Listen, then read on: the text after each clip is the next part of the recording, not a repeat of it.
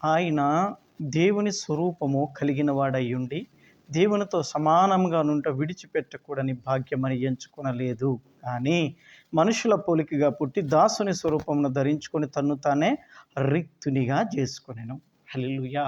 ఆయన వచ్చిన విధానాన్ని మనం ఒకసారి మరి ధ్యానించుకుందాం. ఫిలిప్పీలకు రాసిన పత్రిక 2వ అధ్యాయము 6వ వచనం. యేసుక్రీస్తు ప్రభువారు తన్ను తాను రిక్తునిగా చేసుకొని వచ్చాడు ఈ లోకంలోనికని వాక్యము చలవిస్తూ ఉంది. ఆయన ఎందుకు వచ్చాడు ఈ లోకంలోకి? ఆయన రావటానికి గల కారణం ఏంటి అని మనం ఒకసారి చూసుకుందాం. ఆదికాండము 6వ అధ్యాయము మనం 5వ వచనం ఒకసారి చూసినప్పుడు, నరుల చెడుతనము భూమి మీద గొప్పదనియు వారి హృదయం యొక్క తలంపుల్లోని ఊహ అంతయు ఎల్లప్పుడూ కేవలము చెడ్డదనియు యెహోవా చూచి తాను భూమి మీద నరులను చేసినందుకు యెహోవా సంతాపము నొంది తన హృదయములో నొచ్చుకొనెను. అప్పుడు యెహోవా, నేను సృజించిన నరులతో కూడా జంతువులను, పురుగులను, ఆకాశ పక్షులను భూమి మీద నుండకుండా తుడిచివేద్దును. ఏలయనగా నేను వారిని సృజించినందుకు సంతాపము నొంది ఉన్నానెను. హల్లెలూయా. దేవుడు ఈ మనుషుల్ని సృష్టించినందుకు ఈ ఆదాము ఆదామును మొదటగా చేశాడు. రెండవసారి సాటి అయిన సహాయకురాలు కావాలి అని ఆదాముకి తన యొక్క భార్యను సృజించాడు. అవ్వగా సృజించి వాళ్ళిద్దరూ కూడా తినొద్దన్న పండు తిన్నప్పుడు వాళ్ళ నిమిత్తము భూమి శపించబడిందని చెప్పేసి వాళ్ళని ఆ ఏదైనా తోట నుంచి బయటికి గెంటి వేసినప్పుడు వాళ్ళు వచ్చి వాళ్ళ యొక్క ఆ యొక్క ధర్మాన్ని జరిగించినప్పుడు ఇక పిల్లలు అనేకులుగా అయ్యారు. ఆదాము అవ్వ వల్ల కయ్యూను, హేబేలు ఇలా తర్వాత షేతు, ఇలాగా షేతు సంతానము ఇలాగా విస్తరించబడ్డారు. విస్తరించబడిన వారు ఏం చేస్తున్నారు అంటే ఆయనకి సంతాపం పుట్టించారు. ఇక్కడ మాట్లాడుతుంది నరుల చెడుతరం భూమి మీద గొప్పదైపోయింది కాబట్టి వాళ్ళను సృజించినందుకు నేను ఏం చేస్తున్నాను అన్నాడు, సంతాపము నొంది ఉన్నాడంట. ఆయన హృదయంలో నొచ్చుకుంది. ఎందుకు చేశానా నేను వీళ్ళు చేస్తున్న పనికని ఆయన హృదయం ఎంతో నొచ్చుకొని బాధపడుతూ దేవుడు ఏమనుకుంటూ ఉన్నాడంటే సంతాపం నొంది ఉన్నాను అని చెప్పేసి ఆ యొక్క సంతాపాన్ని తెలియజేస్తూ ఉన్నాడు. అంటే బాధను వ్యక్తపరుస్తూ ఉన్నాడు. వ్యక్తపరిచి ఏం చేశాడు, ఇక ఇలా చేశారు కాబట్టి ఏం చేయాలని ఆలోచించుకొని ఆ టైంలో జలప్రళయాన్ని రప్పించాడు. నోవాహు ఆ టైం అది. ఆ నోవాహు మాత్రమే అతను నీతిమంతుడుగా, నిందారహితుడిగా కనపడ్డాడు. కాబట్టి అతన్ని, అతని కుటుంబాన్ని కాపాడి వీళ్ళందరినీ కూడా తుడిసివేయాలనుకున్నాడు. మొత్తాన్ని కూడా తుడిసివేసేసాడు. హల్లెలూయా. సృష్టించింది ఎవరయ్యా? యేసుక్రీస్తు ప్రభువారు. దేవుడే సృష్టించాడు. సృష్టించిన తర్వాత వీళ్ళంతా చేస్తున్న పని దేవునికి వ్యతిరేకంగా ఉండటం వల్ల ఆయన మనసు నొచ్చుకొని, హృదయం నొచ్చుకొని సంతాపపడి వాళ్ళందరినీ కూడా తుడిసివేశాడు.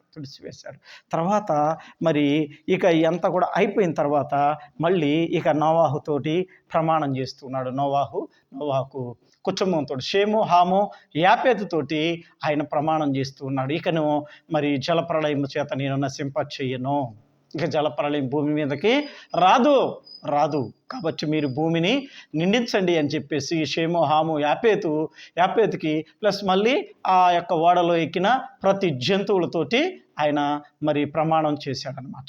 ప్రమాణం చేసి ఒకసారి మనం చూద్దాం. అది ఆదికాండము 9వ అధ్యాయము 11వ వచనం. నేను మీతో నా నిబంధనను స్థిరపరచుదును.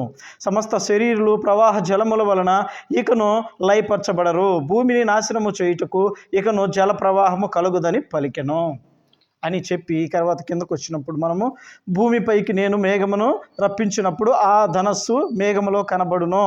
నాకును మీకును సమస్త జీవరాశులకు మధ్యను నా నిబంధనను జ్ఞాపకము చేసుకుందును. కనుక సమస్త శరీరులను నాశనము చేయుటకు అలాగ ప్రవాహముగా నీళ్లు రావు. ఆ ధనస్సు మేఘములో నుండును. నేను దానిని చూసి దాని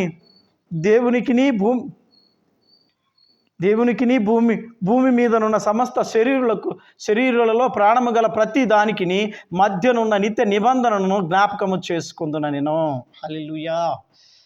ఇక్కడ ఏం మాట్లాడుతున్నాడంటే దేవుడు ఇక్కడ మరి నోవాహు యొక్క సంతానం షేము, హాము, యాఫెతు వీళ్ళు మరి ఓడలోంచి బయటకు వస్తే వాళ్ళతో ప్రమాణం చేస్తున్నాడు, ఆ జంతువులతో కూడా ప్రమాణం చేస్తున్నాడు. అందరికి కలిపి ఇదిగో ఇకను నీళ్లు రావు, జలప్రళయం వల్ల ఇక నశించిపోరు, కాబట్టి నేను నా నిబంధనను గుర్తు చేసుకుంటే ఇదిగో మేఘంలో ఒక ధనుస్సును ఉంచుతున్నాను, అది నాకు కనపడింది. భూమి మీదకి మేఘం వచ్చినప్పుడు, ఎప్పుడైతే భూమి వర్షించినప్పుడు ఆ ధనుస్సు ఈ యొక్క మరి మేఘముల మీద ఉన్నప్పుడు నేను చూసి ఆ యొక్క ధనుస్సును బట్టి నేను ఇక ఈ జలప్రళయాన్ని ఆపేస్తాను, వర్షాన్ని ఆపేస్తాను.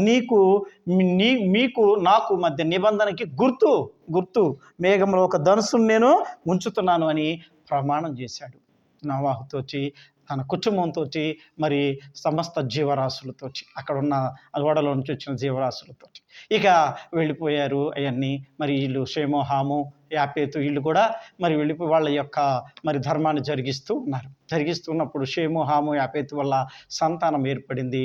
మరి అనేక మంది వచ్చారు భూమి మీదకి. వచ్చిన తర్వాత మరి వీళ్ళు ఏమీ చేయకుండా ఉన్నారా? పాపం చేయకుండా ఉన్నారా?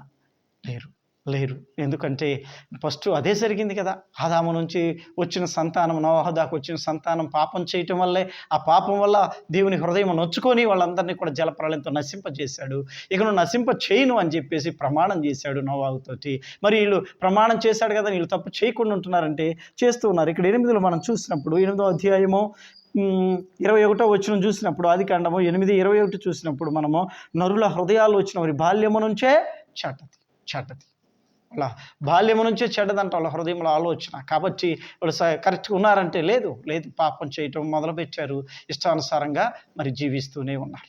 అప్పుడు ఏం చేయాలా? దేవుడు నశింప చేయాలా మళ్ళీ అందరినీ రెండవసారి? అంటే మరి నశింప చేయాలి అంటే ఆయన ప్రమాణం చేసి ఉన్నాడు. ఎవరికి? నోవాహుకి ప్రమాణం చేశాడు, ఇక నశింపను, జలప్రళయం రాదు అని ప్రమాణం చేశాడు. కాబట్టి ఇక నశింపకూడదు. మరి ఏం చేయాలి? పాపం చేయకుండా ఉండలేదు కదా. ఇక కిందకు వచ్చి పాపం చేస్తుంటే ఈ పాపం చేసిన ప్రతి ఒక్కరు కూడా మరి పాపం నుంచి వచ్చే జీతం మరణం కదా. ఈ మరణం తప్పించాలంటే ఈ మరణించిన వారు ఎక్కడికి వెళ్తున్నారంటే నరకానికి వెళుతున్నారు, నిత్య నరకానికి వెళుతున్నారు. అది గమనించిన దేవుడు, అది చూసిన దేవుడు, అది ఆలోచించిన దేవుడు ఏం చేశాడు అంటే ఇక నేను వెళ్ళాలి ఈ లోకంలోకి, పాపం గురించి మరి తప్పు గురించి మరి నేను తెలియపరచాలి. ఇది పాపం, ఇది చేయొద్దు, ఇది మంచిది, ఇది చేయండి, ఇది తప్పు, ఇది చేయకూడదు అని నేను వెళ్ళి చెప్పి వాళ్ళని పాపం నుంచి అక్కడే ఆ భూమి మీద ఉన్నప్పుడే పాపం నుంచి వాళ్ళకి విడుదల ఇవ్వాలి. వాళ్ళకి విడుదల ఇచ్చి అక్కడే మరి నా యొక్క రక్తం చేత వాళ్ళ యొక్క మరి పుట్టిన కాడ నుంచి మాటల ద్వారా, చూపుల ద్వారా, తలంపుల ద్వారా చేసిన ప్రతి పాపాన్ని ఆ లోకంలో ఉండగానే కడిగి వేసుకుంటే అప్పుడు పరలోకమనే నిత్య రాజ్యానికి నాతో పాటు ఉండటానికి వాళ్ళు వారసుగత్తెలు అవుతారు అని చెప్పేసి ఆయన ఆలోచించుకుని తన్ను తాను రిక్తునిగా చేసుకొని ఈ లోకానికి వచ్చాడు. హల్లెలూయా! అందుకని దేవుడు ఈ లోకానికి వచ్చాడు, లేకపోతే వచ్చేవాడు కాదు. హల్లెలూయా! కాబట్టి దేవుడు వచ్చిన రీతి అది. కాబట్టి దేవుని యొక్క ఉద్దేశాలు, చిత్తాలు తను రిక్తునిగా చేసుకొని ఎందుకు వచ్చాడు అంటే మన కోసమే వచ్చాడు. ఒకసారి మరి ఇలాగా మరి దేవుని యొక్క ఉద్దేశాలను, చిత్తాలను చేయకుండా వాళ్ళు ఇష్టం వచ్చినట్టు చేసి ఒకసారి జలప్రళయంతో నశించిపోయారు. రెండవసారి మరి దేవుడు మరి రెండవసారి వాళ్ళని మరి నేను జలప్రళయం చేత మిమ్మల్ని నశింప చేయనని వాగ్దానం చేశాడు, మరి ప్రమాణం చేశాడు నోవాహుకి. అది మరి ఆ ప్రమాణాన్ని బట్టి మనమైతే ప్రమాణం చేస్తే, మనమైతే మాట ఇస్తే తప్పుతాం, కానీ దేవుడు కదా మరి సృష్టికర్త కాబట్టి ప్రమాణాన్ని ఆయన ఖచ్చితంగా ప్రతి మాటను ఆయన గౌరవిస్తాడు. ప్రతి మాట ఇచ్చాడంటే అది నెరవేరుస్తాడు. కాబట్టి ఆ మాటను బట్టి నెరవేర్చడానికి దేవుడు తను రిక్తునిగా చేసుకుని లోకానికి వచ్చి తన ప్రాణాన్ని పెట్టాడు. ఇది తప్పు చేయొద్దు, ఇది ఒప్పు చేయండి, ఇది చేస్తే మీరు పరలోకానికి వెళతారు, ఇది చేస్తే మీరు మరి పాతాళానికి వెళతారు అని చెప్పేసి దేవుడు చెప్పాడు. అందు నిమిత్తమే తను రిక్తునిగా చేసుకొని ఈ లోకానికి వచ్చాడు.